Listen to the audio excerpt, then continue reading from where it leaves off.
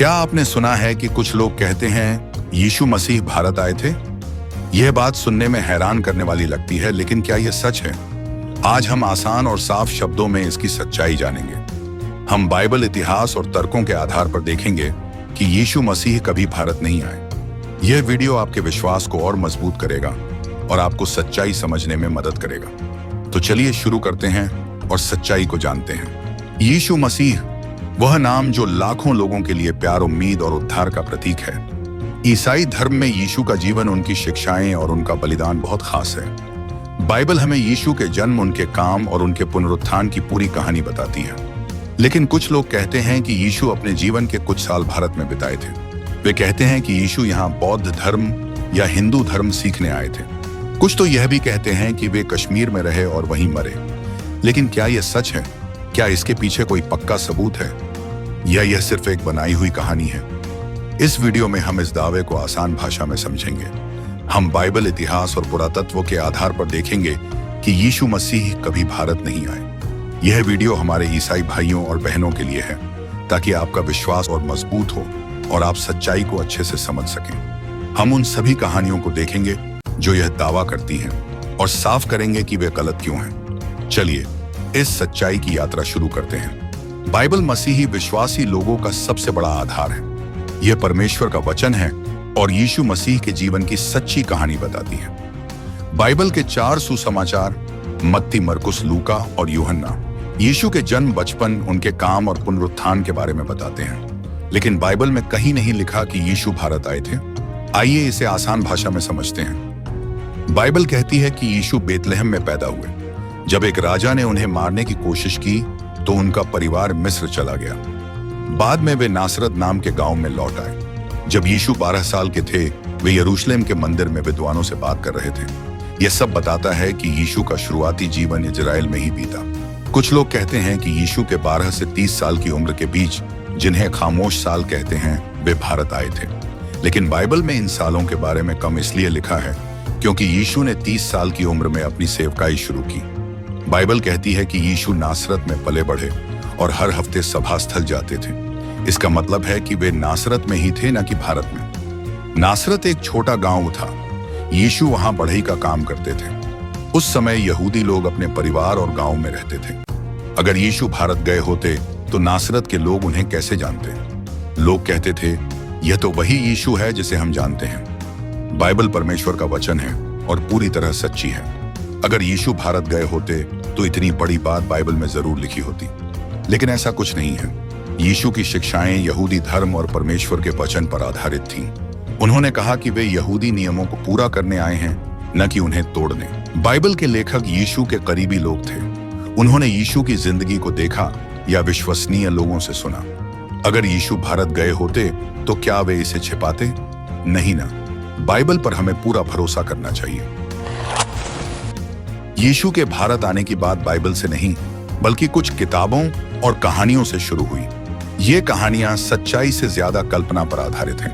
आइए इन्हें आसान भाषा में समझते हैं। 1994 में एक रूसी लेखक निकोलस नोटोविच ने एक किताब लिखी। उन्होंने कहा कि लद्दाख के हेमिस मठ में उन्हें एक पुरानी पांडुलिपि मिली जिसमें लिखा था कि यीशु इस्सा नाम से भारत आए और बौद्ध भिक्षुओं के साथ रहे। दावा गलत है। नोटोविच की बताई पांडुलिपि को किसी और ने कभी नहीं देखा। हेमिस मठ के भिक्षुओं ने कहा कि ऐसी कोई पांडुलिपि नहीं थी। कई विद्वानों ने कहा कि नोटोविच ने यह कहानी बनाई ताकि उनकी किताब बिके और वे मशहूर हों। उनकी किताब में कई गलतियां थीं, जैसे भारत और तिब्बत के बारे में गलत जानकारी। नोटोविच ने कहा कि यीशु 13 से 29 साल तक भारत में थे। लेकिन बाइबल कहती है कि यीशु 12 साल की उम्र में यरूशलेम में थे और 30 साल की उम्र में सेवकाई शुरू की। इतने साल भारत में रहना असंभव है। 19वीं सदी में मिर्जा गुलाम अहमद ने कहा कि यीशु क्रूस पर नहीं मरे, बल्कि कश्मीर आए और वहीं मरे। लेकिन यह बात बाइबल के खिलाफ है। बाइबल कहती है कि यीशु क्रूस पर मरे, तीसरे दिन जी उठे और स्वर्ग गए। मिर्जा गुलाम की बातों का कोई ऐतिहासिक सबूत नहीं है। उनकी किताबें यीशु के समय से 1900 साल बाद लिखी गई। यीशु का पुनरुत्थान ईसाई धर्म का सबसे बड़ा आधार है। इस दावे को ईसाई समुदाय ने खारिज कर दिया। कश्मीर में कुछ लोग रोजाबल मजार को यीशु की कब्र कहते हैं। वे कहते हैं कि यीशु योजासफ नाम से यहाँ आए, लेकिन यह सिर्फ एक स्थानीय कहानी है। यह मजार एक सूफी संत की कब्र है न कि यीशु की। इसका यीशु से कोई सबूत नहीं है। कुछ लोग इस कहानी को बढ़ावा देते हैं ताकि कश्मीर में पर्यटक आए, लेकिन यह सच्चाई नहीं है। 20वीं सदी में कुछ लोग यीशु को विश्व गुरु बताने लगे। उन्होंने कहा कि यीशु भारत आए और सभी धर्मों से सीखा। ये सब कहानियां भारत आने की गलत है और बाइबल बताती है यीशु मसीह परमेश्वर का पुत्र है और यह सच है। ये कहानियां 19वीं और 20वीं सदी में बनी जब लोग भारत के धर्मों को रहस्यमयी मानते थे। इनका कोई ऐतिहासिक आधार नहीं है। हमें बाइबल पर भरोसा करना चाहिए न कि ऐसी बनावटी कहानियों पर। अगर यीशु भारत आए होते तो क्या इसके कुछ सबूत मिले? आइए इसे आसान भाषा में देखें। यीशु के समय में भारत में बौद्ध और हिंदू धर्म थे। अगर यीशु यहाँ आए होते तो क्या बौद्ध या हिंदू किताबों में उनका जिक्र नहीं होता? लेकिन इन किताबों में यीशु का नाम नहीं है। यीशु के बारे में कुछ पुराने इतिहासकारों ने लिखा, लेकिन उन्होंने यीशु को इजराइल में बताया ना कि भारत में। बौद्ध किताबों में कुछ विदेशी लोगों का जिक्र है, लेकिन यीशु का नहीं। अगर यीशु बौद्ध भिक्षुओं के साथ रहे होते तो क्या इसका रिकॉर्ड नहीं होता? उस समय इजराइल से भारत आना बहुत मुश्किल था। इजराइल से भारत आने में महीनों लगते। रास्ते में जंगल, पहाड़ और चोरों का खतरा था। यीशु एक साधारण बढ़ई के बेटे थे।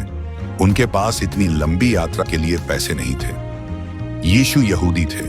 वे यहूदी नियमों का पालन करते थे और विदेशी संस्कृतियों से दूरी रखते थे। भारत जैसे देश में जाना उनके लिए असंभव था। कश्मीर के रोजाबल मजार का यीशु से कोई सबूत नहीं है। यह मजार एक सूफी संत की कब्र है न कि यीशु की। इसका यीशु के समय से कोई लेना देना नहीं है। इजराइल में नासरत, यरूशलेम और गलील सागर जैसे स्थानों के सबूत मिले हैं जो बाइबल की कहानी से मेल खाते हैं, लेकिन भारत में ऐसा कोई सबूत नहीं है। यीशु के समय भारत में यहूदी लोग बहुत कम थे और वे भी दक्षिण भारत में थे। कश्मीर या लद्दाख में कोई यहूदी समुदाय नहीं था। यीशु का वहां जाना नामुमकिन है। बाइबल में यीशु का मिशन साफ बताया गया है। वे मानवता के पापों के लिए बलिदान देने और परमेश्वर के राज्य का प्रचार करने आए थे। भारत आने की बात उनके मिशन से मेल नहीं खाती। यीशु ने कहा कि उनका काम यहूदी लोगों को परमेश्वर के करीब लाना था। बाद में उनके शिष्यों ने सुसमाचार पूरी दुनिया में फैलाया। भारत में कुछ सीखने की कोई जरूरत नहीं थी। यीशु का जन्म और बलिदान पापों का प्रायश्चित करने के लिए था। यह काम इजराइल में पूरा हुआ।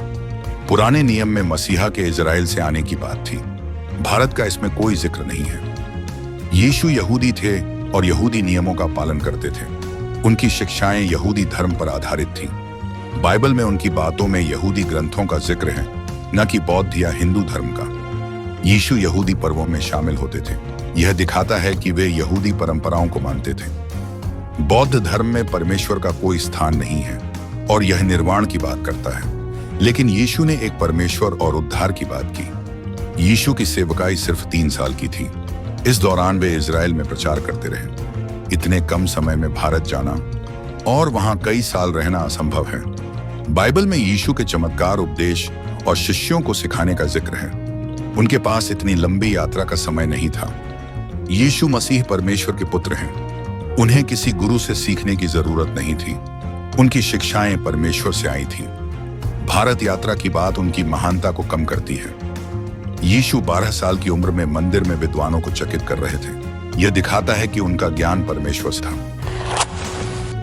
कुछ लोग कहते हैं कि यीशु की शिक्षाएं बौद्ध या हिंदू धर्म से मिलती जुलती हैं, इसलिए वे भारत आए होंगे, लेकिन यह गलत है। आइए इसे समझें।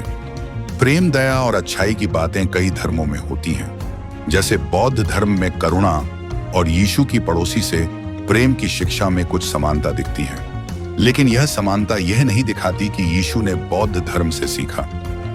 यहूदी धर्म में पहले से ही प्रेम और दया की शिक्षाएं थीं। यीशु की शिक्षाएं यहूदी धर्म से आईं, न कि बौद्ध धर्म से। प्रेम और दया हर संस्कृति में होती है। इसका मतलब यह नहीं कि यीशु भारत आए। बौद्ध धर्म यीशु से पहले शुरू हुआ था, लेकिन यीशु के समय में यह इजराइल में नहीं था।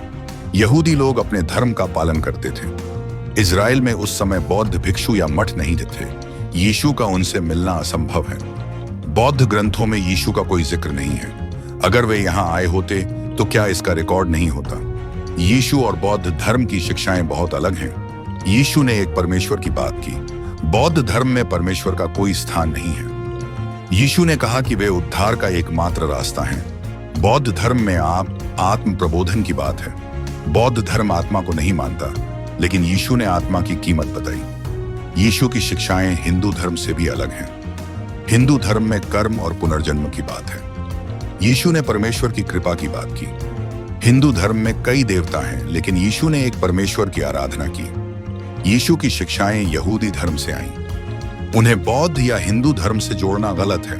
उनकी शिक्षाएं परमेश्वर से प्रेरित थीं। यीशु के भारत आने की बात सिर्फ कहानी नहीं, यह हमारे विश्वास को कमजोर करने की कोशिश है। आइए देखें कि यह हमारे विश्वास को कैसे प्रभावित करता है। कुछ लोग कहते हैं कि यीशु क्रूस पर नहीं मरे, बल्कि भारत में जीवित रहे। लेकिन बाइबल कहती है कि यीशु मरे जी उठे और स्वर्ग गए। पुनरुत्थान ईसाई विश्वास का आधार है। पुनरुत्थान के बिना हमारा विश्वास अधूरा है। हमें इस सच्चाई को मानना चाहिए। हमें यह मानना चाहिए कि यीशु जी उठे, न कि भारत में रहे। ऐसी कहानियां उन लोगों को भटका सकती हैं जो बाइबल को अच्छे से नहीं जानते। खासकर नए ईसाई या युवा भटक सकते हैं। हमें बाइबल की सच्चाई को साफ और आसान तरीके से समझाना चाहिए। बाइबल पढ़ने और प्रार्थना से हमारा विश्वास मजबूत होता है। यह दावा बाइबल की सच्चाई पर सवाल उठाता है, लेकिन बाइबल कहती है कि परमेश्वर का वचन सदा सच्चा है। हमें बाइबल पर पूरा भरोसा करना चाहिए। यीशु ने कहा कि वे ही उद्धार का रास्ता है। उन्हें दूसरे धर्मों के साथ मिलाना गलत है। हमें यीशु की सच्चाई को दुनिया तक पहुंचाना चाहिए। बाइबल हमें सिखाती है कि हमें दूसरों को सच्चाई बतानी चाहिए। बाइबल की सच्चाई को साझा करके हम लोगों को भ्रांतियों से बचा सकते हैं। अपने चर्च और दोस्तों के साथ सच्चाई साझा करके हम एकता बढ़ा सकते हैं। यीशु के भारत आने की कहानियां सिर्फ कहानियां नहीं हैं। इनके पीछे कुछ मकसद हो सकते हैं। आइए देखें। कुछ लोग सभी धर्मों को एक जैसा दिखाना चाहते हैं। वे यीशु को बौद्ध या हिंदू गुरु की तरह दिखाते हैं, लेकिन यह बाइबल के खिलाफ है, जो यीशु को परमेश्वर का पुत्र कहती है। कुछ लोग यीशु को विश्व गुरु बताकर सभी धर्मों को एक करने की कोशिश करते हैं। यह ईसाई विश्वास को कमजोर करता है। हमें यीशु को परमेश्वर का पुत्र मानना चाहिए, न कि एक आम गुरु। नोटोविच जैसे लोग सनसनीखेज कहानियां बनाकर मशहूर होना चाहते थे। उनकी किताबें बेचने के लिए थीं। कुछ लोग YouTube वीडियो या किताबों से इस कहानी को बढ़ावा देते हैं ताकि लोग देखें और पैसा कमाएं। हमें ऐसी कहानियों से सावधान रहना चाहिए। कश्मीर में रोज़अबल मज़ार को यीशु की कब्र कहकर पर्यटकों को लुभाया जाता है, लेकिन यह सच्चाई नहीं है। यह सिर्फ एक स्थानीय कहानी है जिसे बढ़ा चढ़ाकर बताया जाता है। इसका कोई ऐतिहासिक आधार नहीं है। कुछ लोग जैसे अहमदिया आंदोलन यीशु के पुनरुत्थान को नकार कर ईसाई विश्वास को कमजोर करना चाहते हैं। वे अपने धर्म को बढ़ावा देने के लिए यीशु की कहानी बदलते हैं। हमें बाइबल की सच्चाई को मजबूत करना चाहिए। यीशु की सच्ची कहानी बाइबल में है। हमें किसी और किताब या कहानी की जरूरत नहीं है। आइए इसे समझें। बाइबल में यीशु की पूरी कहानी है। यह परमेश्वर का वचन है और हमें सच्चाई सिखाती है। हमें बाइबल के अलावा किसी और किताब पर भरोसा करने की जरूरत नहीं है। हमें बाइबल पढ़कर और प्रार्थना करके अपने विश्वास को मजबूत करना चाहिए। हमें हर बात पर विश्वास नहीं करना चाहिए। हमें परखना चाहिए कि वह सच्चाई है या नहीं। बाइबल हमें सत्य पर टिके रहने की ताकत देती है। हमें यीशु की सच्चाई को दूसरों तक पहुंचाना चाहिए। बाइबल हमें सिखाती है कि हमें दूसरों को सच्चाई बतानी चाहिए।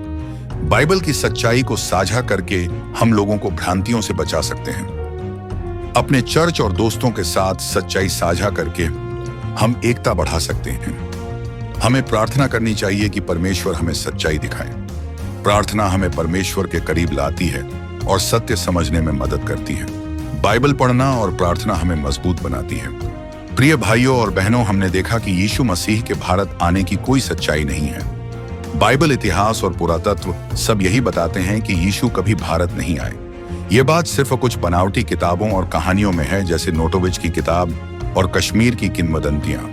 ये कहानियां बाइबल की सच्चाई को कमजोर करने की कोशिश करती हैं। यीशु का जीवन इजराइल में था, जहां उन्होंने परमेश्वर का काम पूरा किया। उनकी शिक्षाएं और बलिदान हमारे लिए था। अब समय है कि हम इन झूठी कहानियों को छोड़ दें और बाइबल की सच्चाई पर टिकें। क्या हम परमेश्वर के वचन पर भरोसा करेंगे या उन कहानियों पर जो हमें भटकाती हैं? आइए यीशु पर अपने विश्वास को और मजबूत करें और उनकी सच्चाई को दुनिया तक ले जाएं। प्रिय भाइयों और बहनों, यीशु मसीह हमारे प्रभु और उद्धारकर्ता हैं। उनकी कहानी बाइबल में पूरी तरह लिखी है। हमें किसी ऐसी कहानी पर भरोसा नहीं करना चाहिए जो बाइबल के खिलाफ हो।